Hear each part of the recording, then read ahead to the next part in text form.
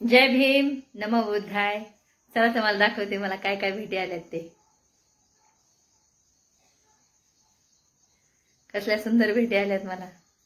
समाज आणि लोकांनी काय उठवायचं ते उठवलं, पैशासाठी करायली, अमुक करायली तमुक करायली. पण माझ्या हृदयाला माहिती, मी बाबासाहेब सांगण्यासाठी कोणाकडून पैसा घेतलेला नाही. माझ्या तुटक्या पुटक्या शब्दात, अडाणी भाषेत मी समाजाला वेळोवेळी सांगितले की माझा बाप किती महान आहे. आणि अशा ह्या सुंदर मला भेटी येऊन मन माझं प्रसन्न झालंय. विशेष म्हणजे एक शब्द मला कांगणे सरांचा खूप म्हणजे आवडला की रडत बसण्यापेक्षा लढत राहा. आणि हा शब्द मला वाटते कुठेतरी माझ्या फायद्याचा झालाय.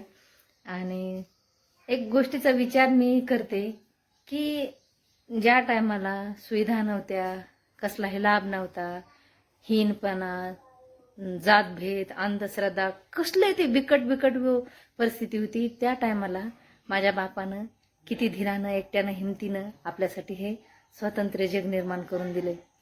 मग आपण किती नीच आणि हलकट विचाराचे माणसं आहोत. एवढा स्वार्थ आपण आपला जपतोय आणि आज त्या बापाला वोट करतोय.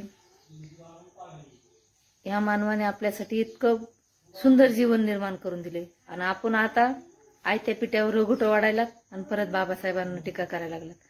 मला माहित नाही समाजाला काय दिमाग लोकाला आहे का नाही हे माहित नाही, पण एका गोष्टीची कीव मात्र येते की एवढं सुंदर जग निर्माण करून दिलंय.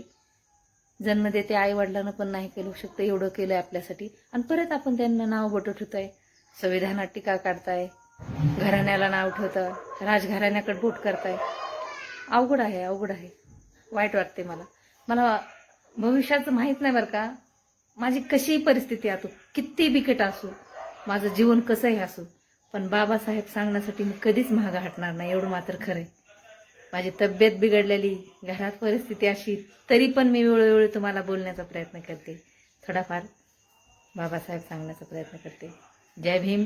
माफी असू द्या भावानो, वेळोवेळी व्हिडिओ पडत नाही, थोडी घरामध्ये अडचण आहे.